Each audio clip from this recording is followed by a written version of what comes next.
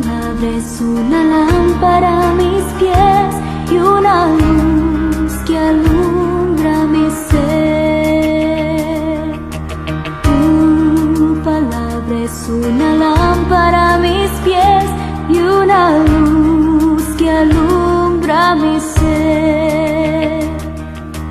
Cuando tengo miedo, pienso que estoy perdida, aún allí tú estás, y nada temeré mientras tú estés aquí. Acompáñame hasta el final.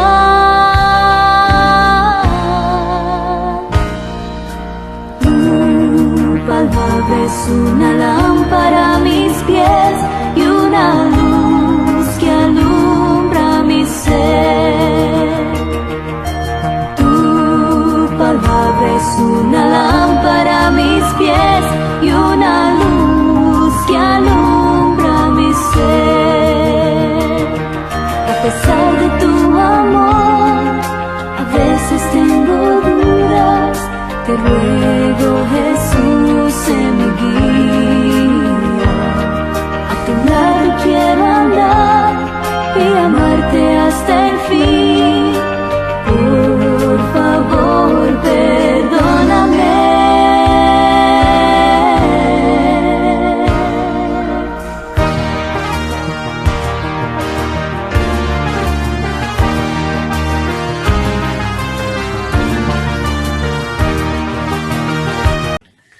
Que el Señor les bendiga. Nos encontramos nuevamente para meditar en la palabra del Señor. Vamos a tener un tiempo de poder reflexionar, meditar en la palabra del Señor, en poder escuchar la voz del Señor a través de esta su palabra. Así que quiero rogar que inclinemos nuestros rostros un momento y tengamos un tiempo de oración. Amado Padre, nos encomendamos, nos dirigimos ante su presencia en esta hora. Le pedimos, Señor, su misericordia, su bendición. Pedimos, Padre, que su gracia, su bondad, su amor, Señor, sea manifestándose en nuestras vidas. Que podamos ser edificados conforme a su misericordia. Padre, gracias por este día en que nos permite poder reunirnos para, a la luz de su palabra, escuchar su voz, meditar y estudiar a ella, Padre. Padre, disponemos nuestros corazones para poder hacerlo de la mejor manera, que seamos edificados por usted.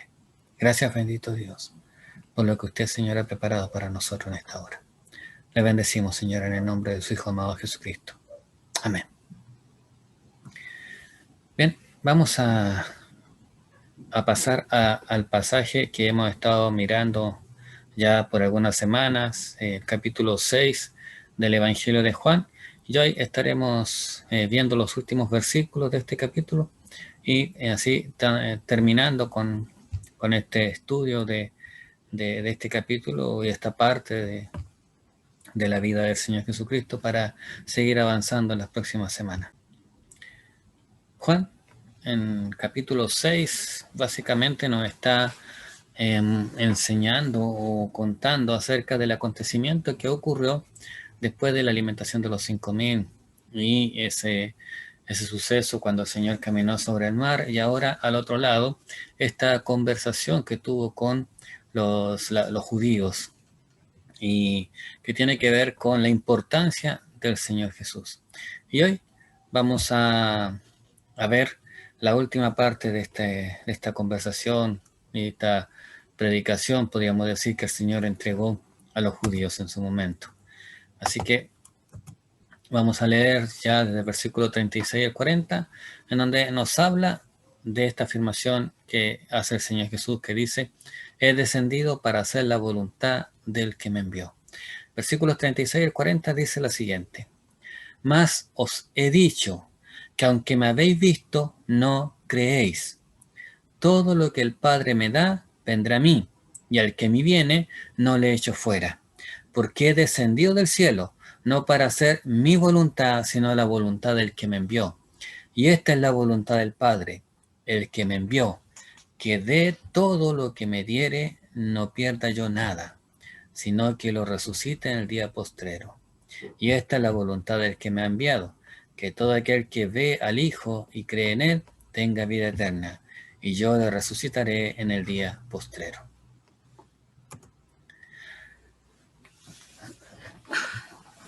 Lo primero que vemos es la respuesta de los judíos a sus implicaciones. ¿Cuál iba a ser la respuesta de los judíos a la invitación que Cristo le estaba haciendo a ir a él para tener vida eterna? ¿Cómo ellos iban a reaccionar?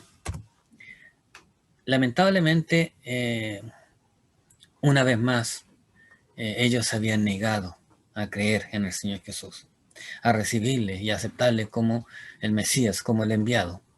Y por eso que el Señor dice, aunque me habéis visto, no creéis.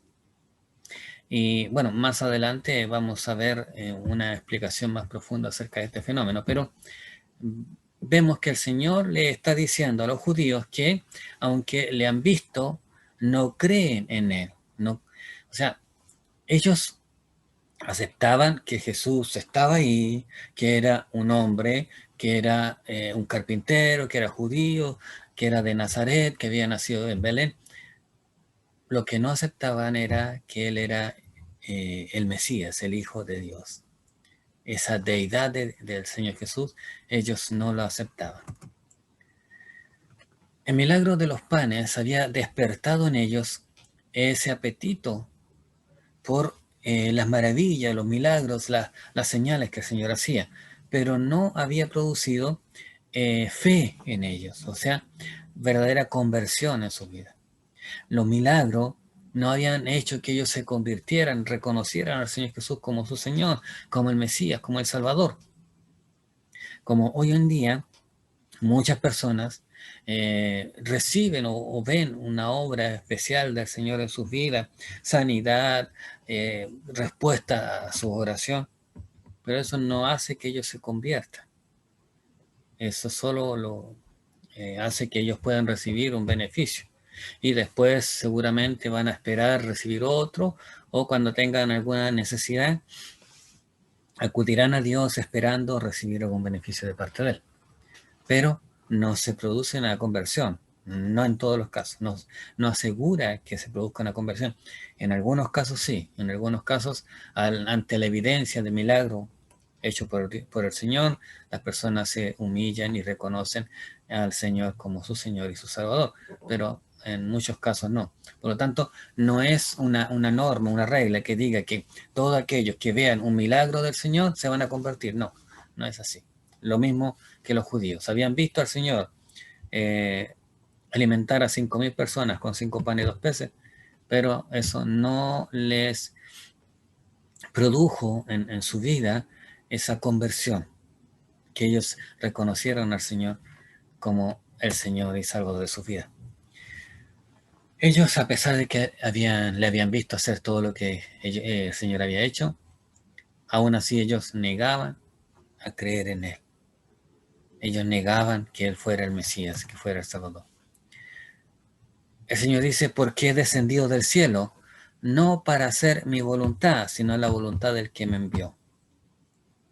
Y acá deja claro el Señor que lo que Él hace, no lo hace porque sea su voluntad, sino porque Él lo hace en obediencia a quien lo envió. Entonces, al hacer esa afirmación, Él está afirmando que es Dios el que le ha enviado. Ya lo he dicho anteriormente. Dios me envió, dice Él. Y no estoy aquí para hacer mi voluntad, sino la voluntad de aquel que me envió, del que me envió. Entonces, al rechazarle a Él, también se estaba rechazando al que le había enviado. No era cualquier cosa rechazar al Señor Jesús. No es cualquier cosa rechazar al Señor Jesús. Rechazar al Señor Jesús es rechazar a aquel que le envió. Cuando los judíos se estaban oponiendo a Jesús y ponían en tela de juicio su autoridad, ellos también debían entender que estaban oponiéndose a la voluntad del Padre, a la voluntad de Dios. No puede un ser humano decir que sirve a Dios, cree en Dios, adora a Dios, si no recibe o no acepta al Señor Jesús como el enviado de Dios. Y eso los judíos era lo que estaban haciendo. Ellos rechazaban al Señor Jesús y de esa misma manera estaban rechazando al Padre que Él le había enviado. Por eso Jesús le dice, yo no he venido para hacer mi voluntad, sino la voluntad del que me envió. Para que quedara claro que al rechazarle a Él, estaban rechazando a aquel que le había enviado. La seguridad eterna del creyente. Y después el Señor expresa una doble verdad. Todos los que el Padre le había dado llegarían a Él, dice Él, y a pesar de cualquier obstáculo. Hay algo interesante.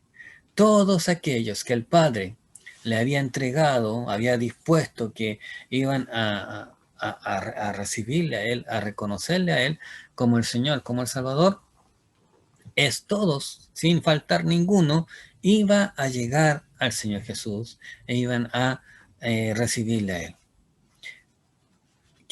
Y ante eso, nada iba a poder impedir, ni nada puede impedir que cualquiera de nosotros pueda llegar al Señor Jesús. No hay obstáculo que pueda impedir, no hay nada que se pueda hacer, que alguien, ni aun Satanás pueda hacer para impedir que aquellos a quienes Dios ha determinado que vengan a los pies del Señor Jesús, se humillen delante de Él y reconozcan, lo pueda hacer. Nada, no hay circunstancias, no hay situaciones, no hay personas, no hay ser humano, no hay ningún ser, ninguna cosa que pueda impedir que aquel a quien Dios ha determinado que venga y se humille delante del Señor Jesús, lo pueda hacer. Lo segundo, y los que fuesen a Él, Él no los echaría fuera, dice, porque la voluntad de aquel que le había enviado era que de todo lo que me diere no pierda yo nada, sino que lo resucite en el día postrero. O sea, nadie que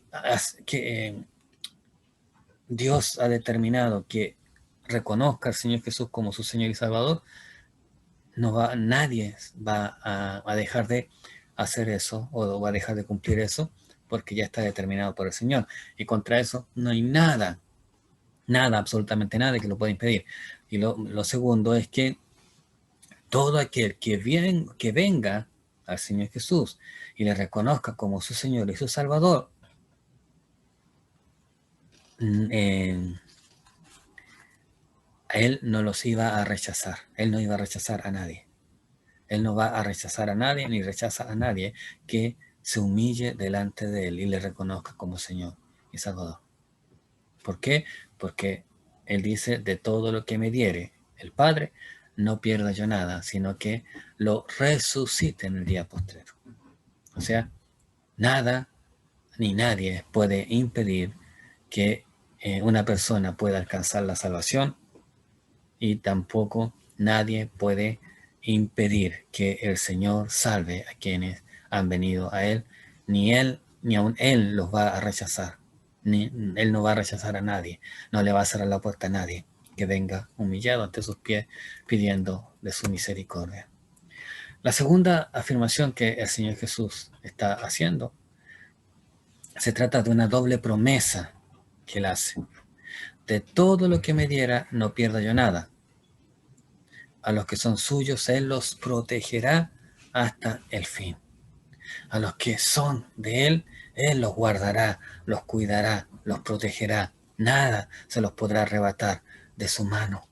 Nadie los puede alejar de Él. Nadie se los puede arrebatar de sus manos. Y esto nos lleva a un tema que es importante entenderlo y comprenderlo desde la perspectiva de la palabra del Señor y no desde la perspectiva de la experiencia quizás o de las evidencias visuales que podamos llegar a ver, sino desde la perspectiva de la palabra del Señor. La afirmación del Señor es que de todo lo que me diere no pierda yo nada. O sea, que Él protegerá a cada uno que venga a sus pies, se humille delante de Él y reconozca como su Señor y su Salvador. Y esta misma verdad nosotros la encontramos en otros pasajes de la palabra del Señor. En Juan 10, versículo 27-28 dice, mis ovejas oyen mi voz y yo las conozco y me siguen y yo les doy vida eterna y no perecerán jamás, ni nadie las arrebatará de mi mano. Ahí claramente el Señor está diciendo que no hay nadie que pueda arrebatarle de sus manos aquellos que Él ha puesto en sus manos, ha cubierto con su protección. En el apóstol Pablo, en Romanos capítulo 8, versículos 33 al 39, él dice, ¿quién acusará a los escogidos de Dios? Dios es el que justifica. ¿Quién es el que condenará? Cristo es el que murió, más aún el que también resucitó, el que además está a la diestra de Dios, el que también intercede por nosotros. ¿Quién nos separará del amor de Cristo? ¿Tribulación, o angustia, o persecución, o hambre, o desnudez, o peligro, o espada? Como está escrito, por causa de ti somos muertos todo el tiempo, somos cortados como ovejas de matadero. Antes, en todas estas cosas somos más que vencedores por medio de aquel que nos amó. Por lo cual, estoy seguro de que ni la muerte, ni la vida, ni los ángeles, ni principados, ni potestades, ni lo presente, ni lo porvenir, ni lo alto, ni lo profundo, ni ninguna otra cosa creada nos podrá separar del amor de Dios que es en Cristo Jesús, Señor nuestro. Un pasaje que es claro, un pasaje que no se puede ignorar. Es claro, al igual que el anterior, son claros, están afirmando que nada ni nadie puede separarnos, puede arrancarnos de la mano del Señor Jesús. Es cierto que un creyente puede pasar por todas o muchas de estas cosas que han sido mencionadas en este pasaje de Romanos, en el capítulo 8. Es cierto que los cristianos pueden pasar por estas situaciones, por estas circunstancias. No está diciendo que no vamos a pasar o que no es imposible que un cristiano pase por esto, no.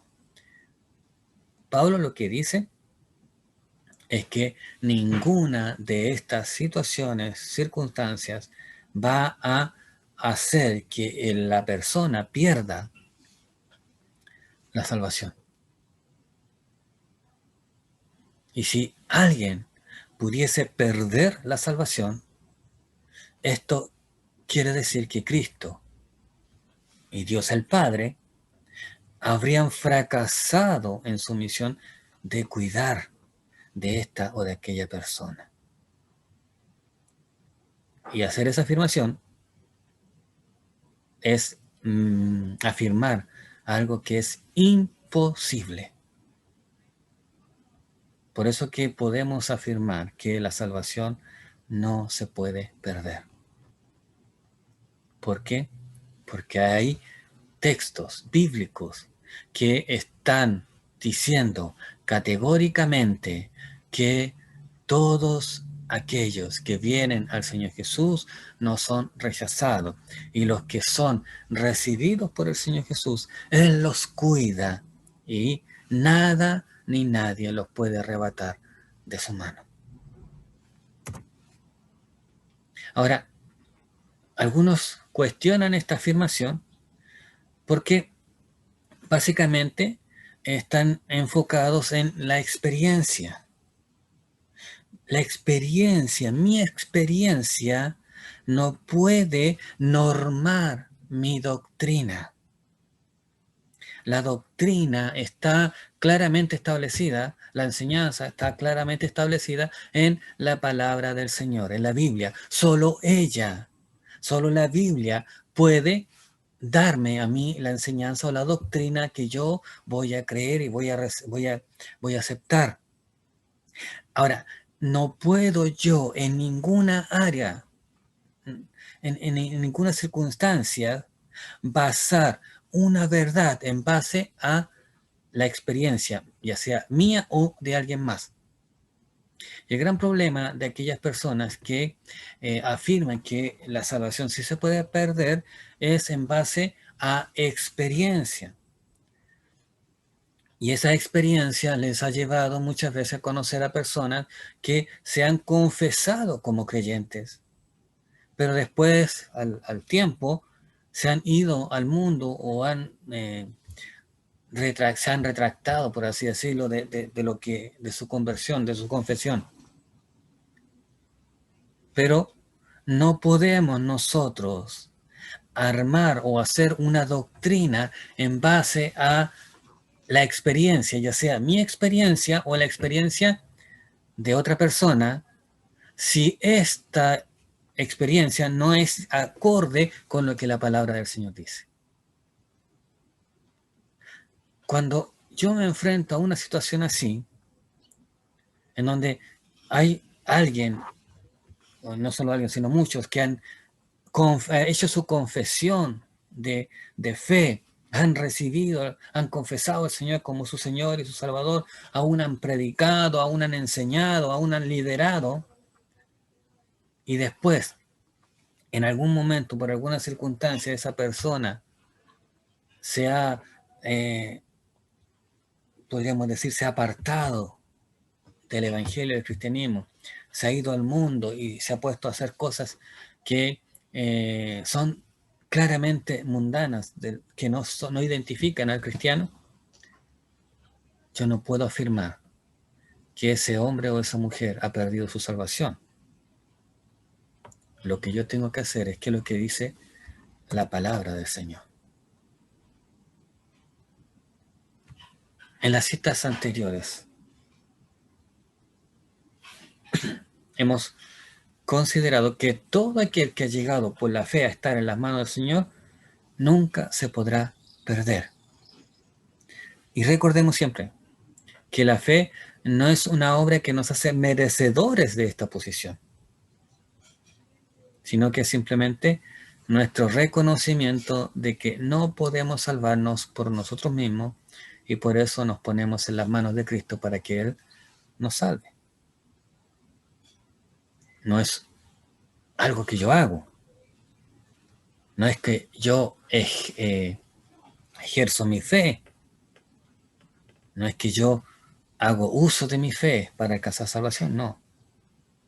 La fe es lo que el Señor pone en mi corazón, en mi vida, para que yo reconozca que necesito al Señor Jesús para alcanzar salvación.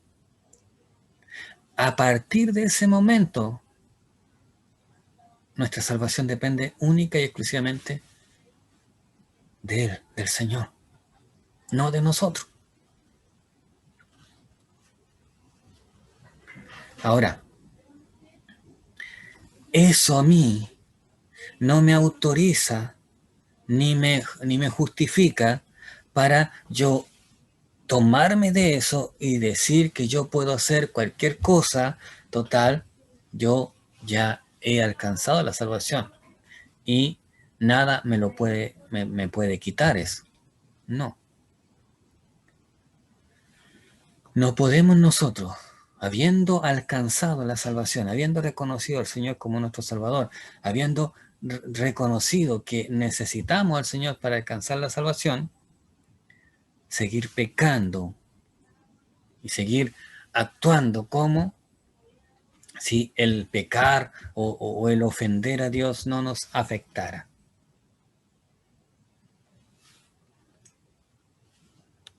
Ese planteamiento o esa enseñanza no es bíblica. Nunca nadie que se ha arrepentido y que ha creído en el sacrificio del Señor Jesús y en favor de sus pecados, va a poder decir, yo puedo seguir pecando, yo puedo seguir mi vida tal como está, total, yo ya he alcanzado la salvación. No. Eso es un error. La seguridad de la salvación y el perdón de nuestros pecados no implica que a Dios le resulte indiferente que nosotros pequemos, que nosotros ofendamos su santidad. En Hebreos 12:6 dice, el Señor al que ama disciplina y azota a todo el que recibe por hijo. El Señor no se vuelve, no cierra los ojos. Y recordemos que cuando nosotros aceptamos al Señor como nuestro Salvador, como nuestro Señor, pasamos a ser hijos de Dios. Y Dios no se vuelve un padre permisivo. No importa lo que haga, sigue siendo mi hijo. No. Cuando nosotros pecamos, cuando nosotros fallamos, cuando nosotros desobedecemos, Él nos disciplina. ¿Por qué? Porque nos ama. Y a todos aquellos que somos sus hijos, Él nos enseña, nos corrige. 1 Corintios 11, 29-30. Porque el que come y bebe indignamente, sin discernir el cuerpo del Señor, juicio come y bebe para sí. Con lo cual hay muchos enfermos y debilitados entre vosotros, y muchos duermen. Ahí el Señor no está. Pablo no está diciendo que el Señor deja pasar nuestra falta, deja pasar nuestra desobediencia, sino que aquel que comete un pecado, que comete una falta, recibe una consecuencia. Hay una disciplina, hay una corrección de parte del Señor. ¿Por qué? Porque somos sus hijos, hemos sido hechos hijos de Él. Y como tal, Él va perfeccionándonos.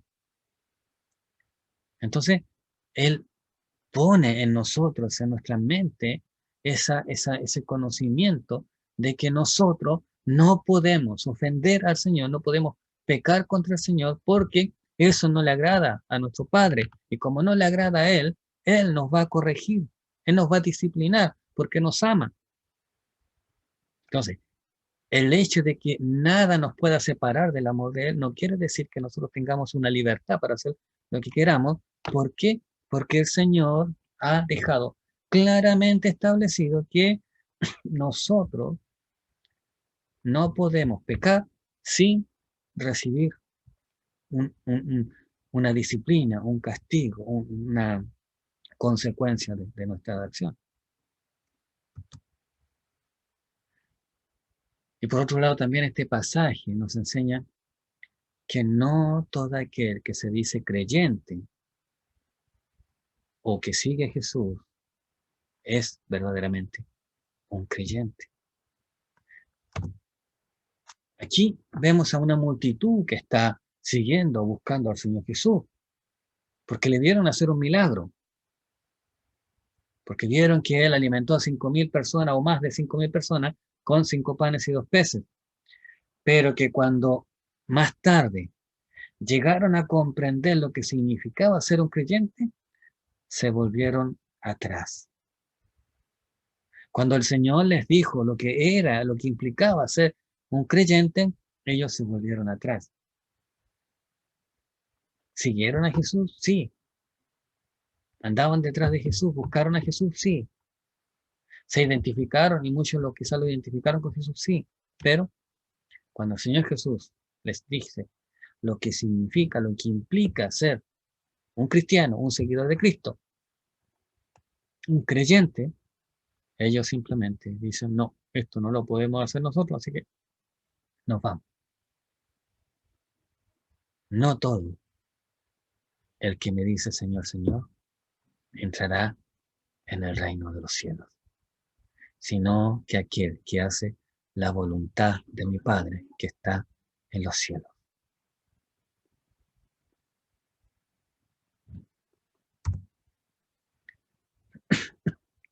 Tal vez nosotros habríamos interpretado que aquellos hombres y mujeres que se devolvieron habían perdido la salvación. Pero la verdad es que el hecho de que ellos volvieron atrás era que nunca habían llegado a ser salvos realmente. Nunca habían tenido un encuentro real con el Señor. No reconocían al Señor Jesús como el Mesías, como el Salvador, como su Señor. No lo reconocían. Para ellos era una persona, como dijimos ya hace una semana atrás, que les podía conceder algún beneficio simplemente, pero no era para ellos alguien a quien ellos tuviesen que seguir, obedecer como su Señor, como su Salvador. Observemos lo que nos dice el versículo 64 de este capítulo 6. Porque Jesús sabía desde el principio quiénes eran los que no creían y quién le había de entregar. Entonces, él sabía que aquellas personas no todos eran creyentes, no todos le seguían, le servían. Por eso, él sabía que muchos se iban a volver atrás, porque no eran convertidos, no eran creyentes. No perdieron la salvación porque nunca la tuvieron. El decir que eran creyentes no les hacía salvo. Las evidencias del creyente están estipuladas claramente por la palabra del Señor. El mismo Señor Jesús, en el capítulo 7 de Mateo, dice, por sus frutos los conoceréis. Porque el buen árbol da buenos frutos y el mal árbol da malos frutos. No hay buen árbol que dé malos frutos, ni mal árbol que dé buenos frutos. No podemos nosotros confiar que solamente basta con decir yo soy cristiano para que se considere cristiano o se considere creyente. Aquel que se dice ser cristiano o aquel que se identifica como creyente, como cristiano, debe en su vida producirse el fruto que solo la presencia del Espíritu Santo produce. Gálatas capítulo 5, versículos 20 en adelante, nos explica claramente este acontecimiento o esta evidencia. Finalmente, notemos que en esta porción el Señor vuelve a explicar cuál era la consumación de la salvación que había venido a dar a los pecadores y qué era lo que Él estaba garantizando. Yo le resucitaré en el día postrero. Esta afirmación aparece a lo largo de todo el pasaje. Versículos 39, 40, 44, 54. Yo le resucitaré en el día postrero. La consumación de la obra de salvación se lleva a cabo cuando Él levante de entre los muertos a los que han muerto creyendo en Él. Los levante para resurrección eterna, para vida eterna. La resurrección es el último capítulo en este proceso de salvación que ha sido confiado al Señor Jesús. Por lo tanto, lo que el Señor estaba afirmando acá era que no solo tiene poder para guardar a los creyentes hasta el final, sino que también tiene el poder para completar su salvación por medio de la resurrección. Y eso era la consumación, lo último que el Señor iba a hacer en la vida, iba a hacer en la vida del creyente. Ninguno, dice el Señor, puede venir a mí si el Padre no le trajera. Y esto lo vemos en los versículos 41 al 46. Murmuraban entonces de él los judíos, porque había dicho, yo soy el pan que descendió del cielo. Y decían, ¿no es este Jesús el hijo de José, cuyo padre y madre nosotros conocemos? ¿Cómo pues dice este, del cielo he descendido? Jesús respondió y les dijo, no murmuréis entre vosotros. Ninguno puede venir a mí si el Padre que le envió no le trajere, y yo le resucitaré en el día postrero. Escrito está en los profetas y serán todos enseñados por Dios, así que todo aquel que oyó al Padre aprendió de él, viene a mí, y aprendió de él, viene a mí. No que alguno haya visto al Padre, sino aquel que vino de Dios, éste ha visto al Padre. La dificultad de los judíos para entender quién era Jesús, los judíos habían pedido una señal, versículo 30, el capítulo 6. Ellos piden señal. En respuesta, Jesús les había dicho, yo soy el pan que descendió del cielo, yo soy la señal. el que a mí viene nunca tendrá hambre, y el que en mí cree no tendrá sed jamás. Versículo 35. Yo soy la evidencia, yo soy la señal, yo soy la muestra que ustedes han pedido. A los judíos no les pareció que esta fuera una señal convincente. ¿Cómo podía haber descendido del cielo si ellos conocían a su padre y familia? Su declaración a ellos les pareció una declaración pretenciosa. Lo que ellos sabían de Jesús les parecía incompatible con la afirmación que Jesús estaba haciendo. No podía ser que el hijo del carpintero, que había nacido en Belén, que era de Nazaret, hijo de José y María, pudiese ser el enviado de Dios, el Hijo de Dios. Eso para ellos no tenía lógica. Ahora bien, el Señor nunca negó que Él fuera hijo de José y María, o que Él había nacido como cualquier otro ser humano.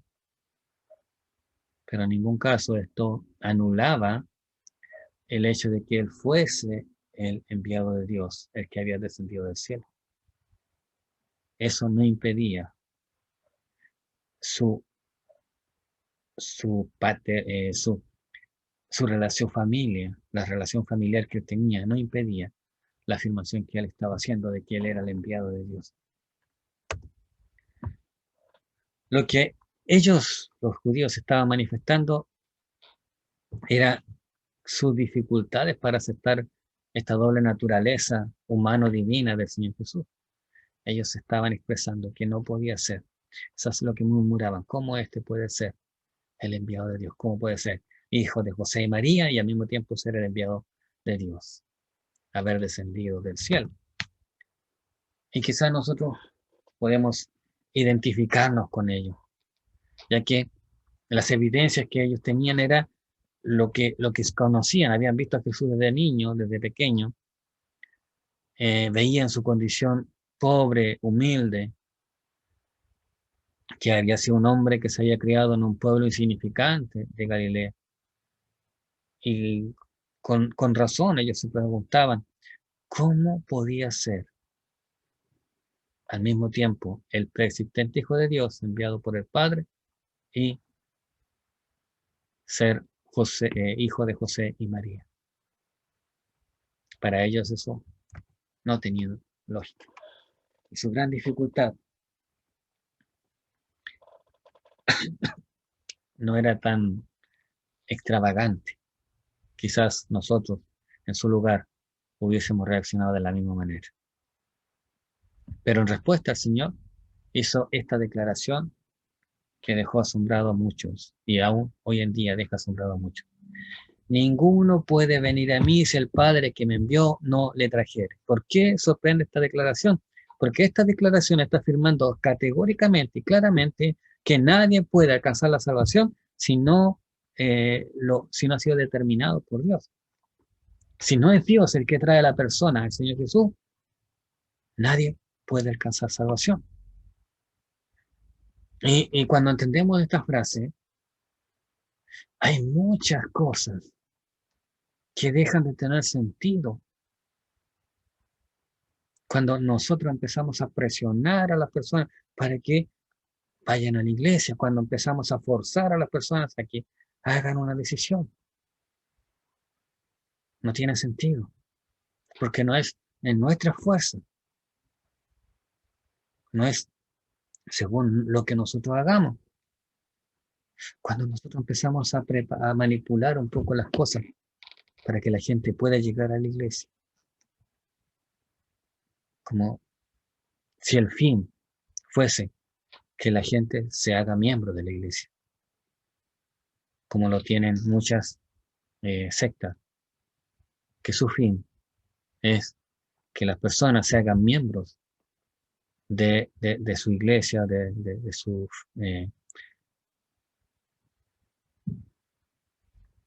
creencia. Pero ese no es el fin. El fin es que el ser humano alcance salvación. Y la salvación solamente la va a alcanzar el hombre o la mujer si Dios, el Padre, lo trae al Señor Jesús para que le reconozca como su Señor y su Salvador. ¿Qué quiere decir esta afirmación?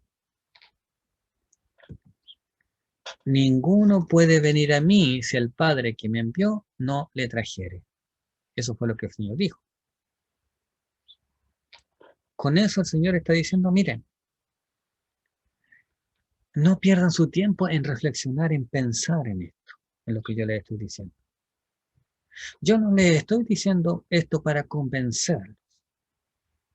Yo les estoy diciendo esto para que ustedes sepan simplemente cómo se van a desarrollar las cosas. Yo no tengo que convencerlos a ustedes de que yo soy el enviado de Dios, el que descendió del cielo. No les tengo que convencer a ustedes de que yo soy el Señor, el Salvador, o el Mesías. ¿Por qué? Porque lo que yo les estoy enseñando, les estoy diciendo, va a tener sentido solo a aquellos a quienes el Padre haya traído a mí. ¿Para qué? Para que me escuchen, para que reciban mi palabra, mi mensaje y crean.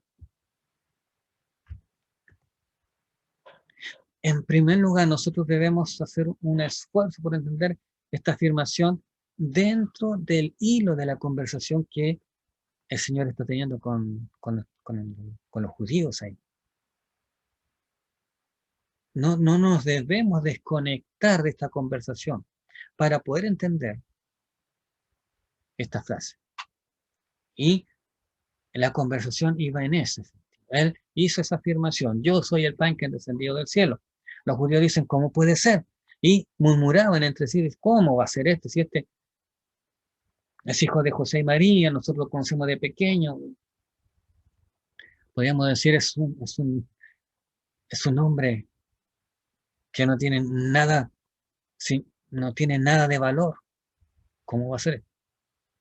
Jesús responde, ninguno puede venir a mí si el Padre que me envió no le trajere. Al hacer esa afirmación, él dice, yo estoy bien. No me interesa que ustedes me crean. ¿Por qué? Porque yo no vine aquí para convencer a nadie. Yo vine aquí para hablarle a aquellos a quienes el Padre traiga a mí y puedan escuchar mi enseñanza o mi voz. Y nadie que el Padre no traiga a mí va a venir a mí. Nadie a quien el Padre no haya trastocado, tocado, haya sensibilizado, tendrá la necesidad de querer escuchar y de recibir lo que yo tengo para darle. Acabamos de ver que el Señor reconoce la dificultad de los judíos para poder creer en Él, para creer que Él era el pan de vida, que había descendido del cielo. Entendemos que, al igual que Él, quizás nosotros también en su lugar hubiésemos dudado. Pero Él deja claro que solo sería posible que el ser humano creyera en Él siempre y cuando el Padre lo trajera a Él o hubiese hecho esa obra de preparación, disponiendo así el corazón de esa persona para escuchar la voz del Señor. Ahora, después de haberme dicho esto, entendemos que esta frase dicha por el Señor Jesús tiene una gran importancia, una gran fuerza. Y nos lleva también a entender ese ardiente deseo que el Dios tiene de que muchos le conozcan y sean salvos, que es Él el que hace esa obra, no nosotros. Es Él el que convierte, no nosotros. ¿Cómo es llevada a cabo esta atracción por parte del Padre? el contexto en el pasaje que estamos viendo, el contexto nos aclara que la forma en la que el Padre atrae a las personas hasta su Hijo es por medio de la enseñanza. Dice, así que todo aquel que oyó al Padre y aprendió de él, viene a mí. Primero es necesario que la persona oiga la voz de Dios, escuche la voz de Dios y recién ahí viene. ¿Cómo puede ser esto? Esto tiene que ver con esa obra que el Espíritu Santo hace. ¿Qué hace el Espíritu Santo? Convence al hombre de pecado, de justicia y de juicio. Cuando el hombre ha sido convencido de pecado, de justicia y de juicio, siente una carga inmensa sobre él, porque entiende que lo que la palabra de Dios dice es real y que él es un pecador y que ha ofendido a Dios y está en rebeldía contra Dios. Y siente la necesidad de encontrar, de buscar la salvación para su vida, porque sabe lo que le espera.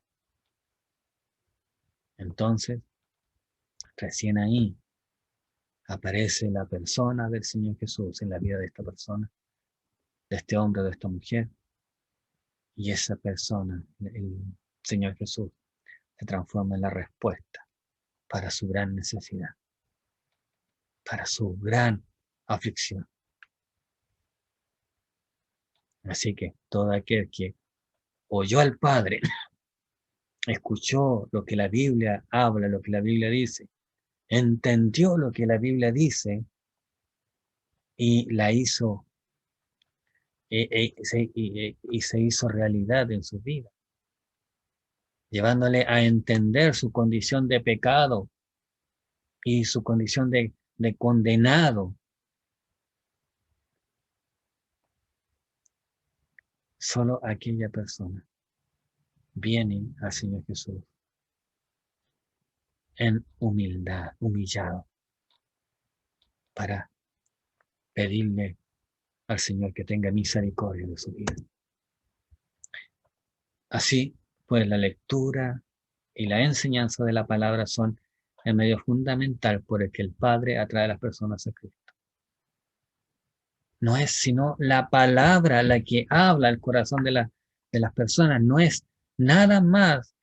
No tengo que convencerlo, yo simplemente tengo que entregar su palabra, el mensaje que Dios ha entregado a esta humanidad, lo que está en la Biblia, lo que está en su palabra, debo transmitirlo. Que puede ser algo inentendible, no importa, porque es la palabra de Dios y la palabra de Dios va a ser llevada por el Espíritu Santo al corazón de la persona. Y a quien Dios ha traído para que escuche su palabra, el Señor lo ha preparado para que reciba, entienda su palabra. Recordemos esa historia que el Señor Jesús contó de un hombre rico y Lázaro, el mendigo. El rico tenía esta conversación con Abraham.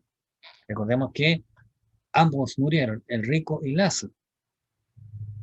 Y Lázaro estaba en el seno de Abraham y el hombre rico estaba en un lugar de tormento. Dice, el rico le dice a Abraham, te ruego, pues padre, que le envíes a la casa de mi padre, porque tengo 5 hermanos, para que les testifique, a fin de que no vengan ellos también a este lugar de tormento.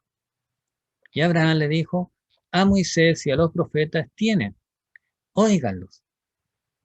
El hombre rico le dice, no, padre Abraham, pero si alguno fuere a ellos de entre los muertos, se arrepentirán. Mas Abraham le dijo, si no oyen a Moisés y a los profetas, tampoco se persuadirán, aunque alguno se levantare de los muertos. No es la persona que venga a hablar o que hable, sino el mensaje.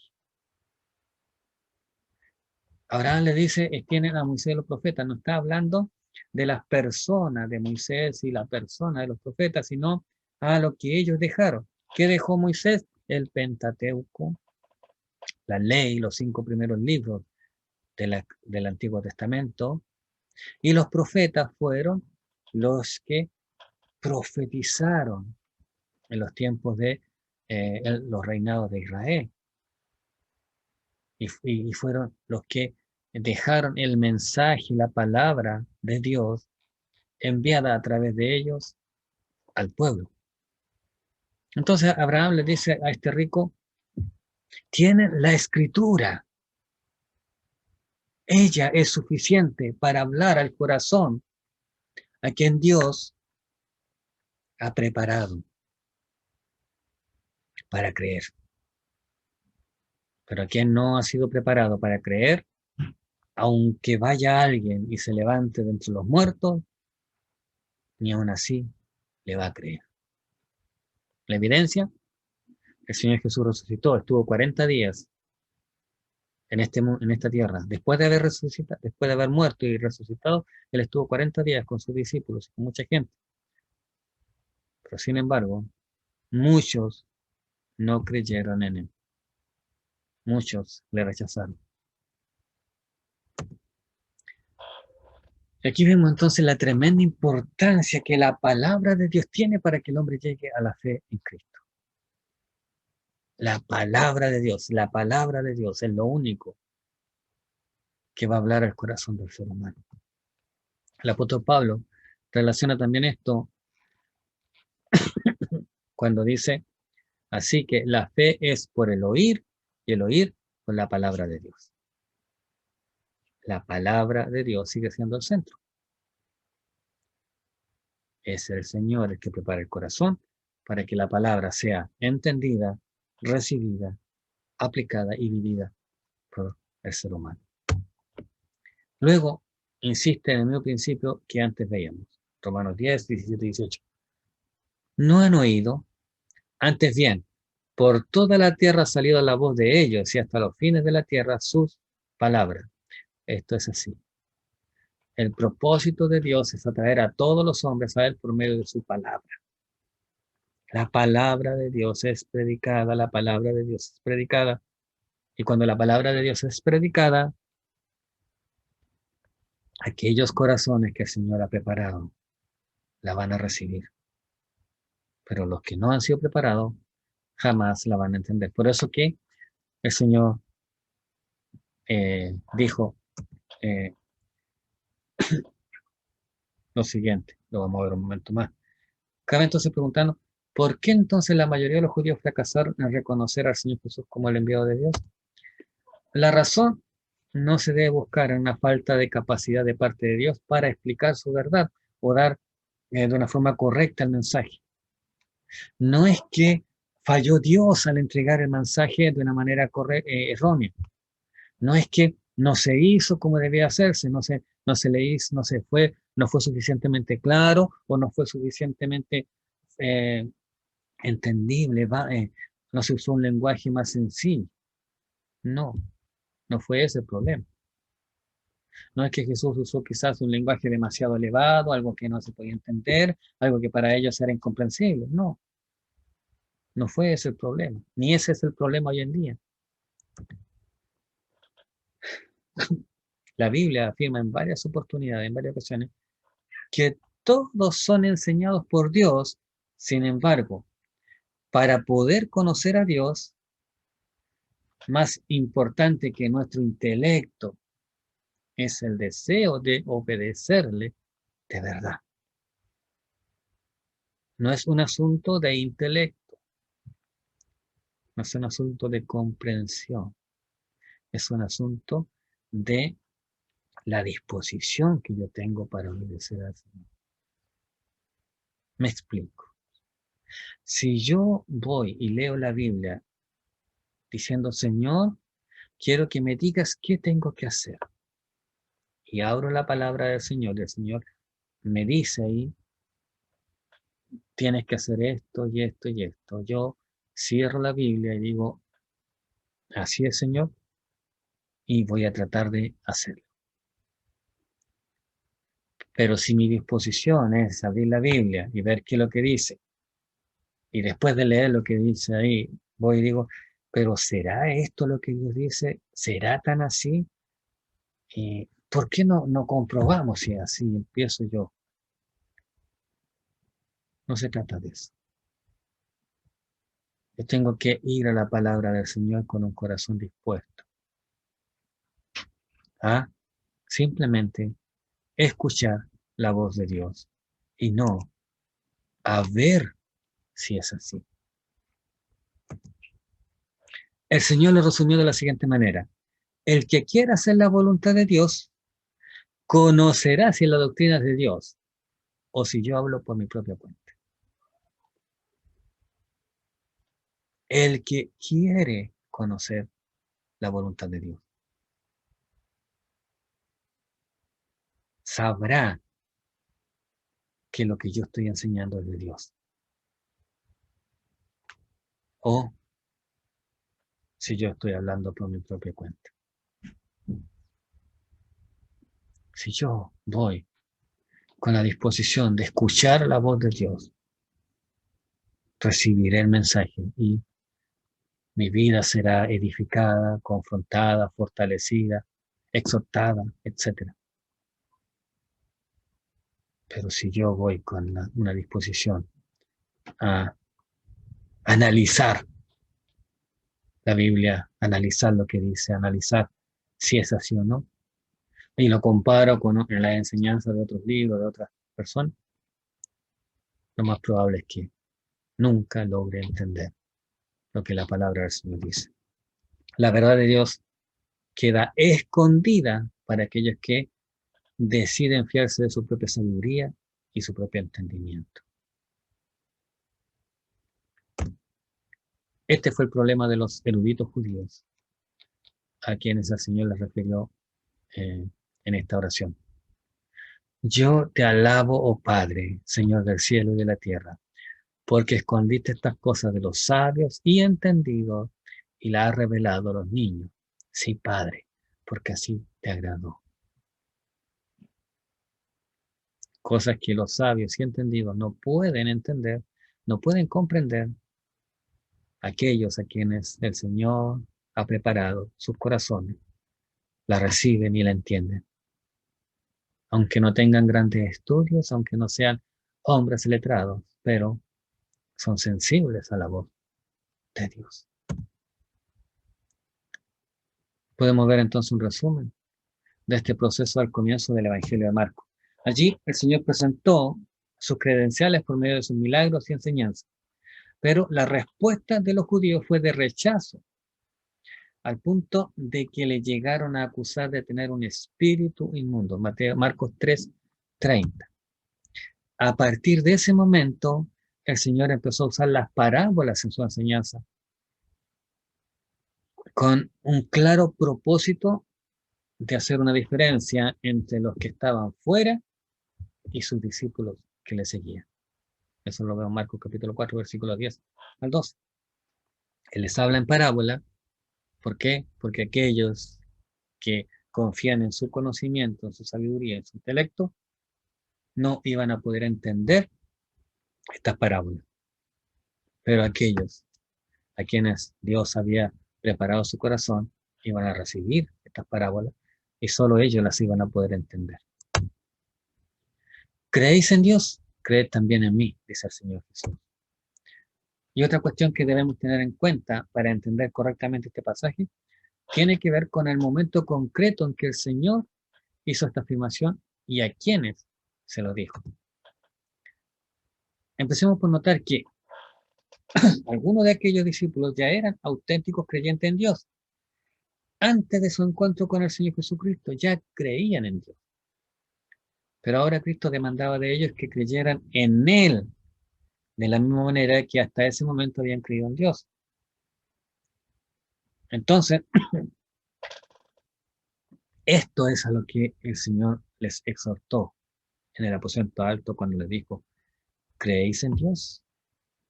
Creed también en mí. O sea, esa fe que tienen en Dios, deben tenerla también por mí, en mí. Y esto es lo que eh, los judíos, o muchos judíos, que eran ortodoxos, consideraran que era una blasfemia. Porque muchos de ellos conocían, como dijimos anteriormente, la familia del Señor Jesús. También conocían detalles de su nacimiento y nada de todo esto le hacía pensar que fuera alguien divino. Pero por otro lado, el hecho de creer en Él, de la misma manera en que ya lo hacían en el Padre, les pareció una invitación a abandonar su monoteísmo, o sea, una invitación a no tener solo a Jehová como su Dios, sino a tener a Jesús como Dios y a Jehová y a Jesús. Entonces, para ellos era como eso. Y si Jesús y el Padre y Jesús el Hijo no fueran uno, esto sería una invitación clara a abandonar el monoteísmo y sería politeísmo. Pero como Jesús y el Padre eran uno, esto no era politeísmo, sino seguía siendo monoteísmo, o sea, un solo Dios. En cualquier caso, este cambio tuvo que resultarles realmente difícil. Y de hecho, habría sido imposible si el Padre no los hubiera traído a Jesús. O si el Padre no se los hubiese entregado, como decía anteriormente. Juan 17:6 dice, he manifestado tu nombre a los hombres que del mundo me diste. Tuyos eran y me los diste, y han guardado tu palabra. Jesús siempre reconoció esa autoridad del Padre, esa soberanía del Padre. Aun cuando Él era el que estaba obrando, Él, y aun cuando Él era Dios, Él seguía reconociendo la intervención del Padre en todo ese proceso que Él estaba haciendo. Este proceso del que nosotros estamos hablando o que estamos tratando, lo vemos en claridad en el apóstol Pedro. Él era un auténtico creyente antes de conocer a Jesús, pero después de haber estado algún tiempo con él, llegó a declarar que él era realmente el Cristo, el Hijo del Dios viviente. Él entendió quién era Jesús, le recibió como su Señor. Mateo 16, 17. Bienaventurado eres, Simón, hijo de Jonás, porque no te lo reveló carne ni sangre, sino mi Padre que está en los cielos. Sin lugar a duda, para que Pedro llegara a esta conclusión de que el Señor Jesús era el Cristo, el Hijo del Dios viviente, aparte de haber visto los milagros y las señales que Jesús hacía, él eh, tiene que haber recibido una revelación especial del Padre, tal como lo afirmó Jesús.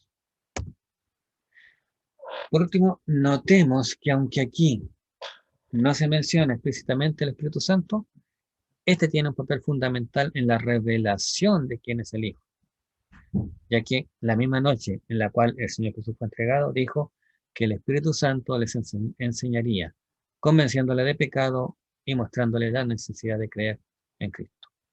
Él nos convencerá de pecado, de justicia y de juicio, dijo el Señor Jesús. Desde Juan 14:26 hasta el capítulo 16 de Juan, el Señor Jesús está hablando del Espíritu Santo y menciona la intervención y la injerencia que el Espíritu Santo tiene en la conversión, tiene en la obra del creyente.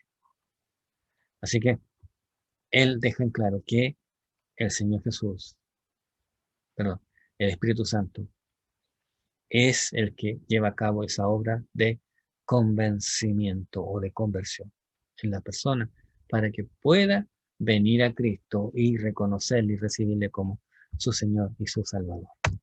Bien, algunas preguntas que quiero dejarles. Explique algunas lecciones prácticas que podemos aprender del pasaje en el que Jesús anda sobre el mar. Juan 6 del 16 al 21. Número 2. ¿Cuál era la razón por la que los judíos buscaron a Jesús el día después del milagro de la multiplicación de los panes y los peces? ¿Cree que eran auténticos creyentes? Razone su respuesta. Número 3. Explique por qué el Señor exhortó a las personas a trabajar por la comida que a vida eterna permanece si finalmente Él mismo se las iba a dar de forma gratuita. ¿Cómo lo entendieron ellos? 4. ¿Cuál fue la razón por la cual los judíos le pidieron una señal? ¿Cuál era la señal que Dios les estaba dando? Razone su respuesta. Y número 5, explique el significado de la afirmación yo soy el pan de vida. ¿Por qué dijo que Él era el verdadero pan del cielo?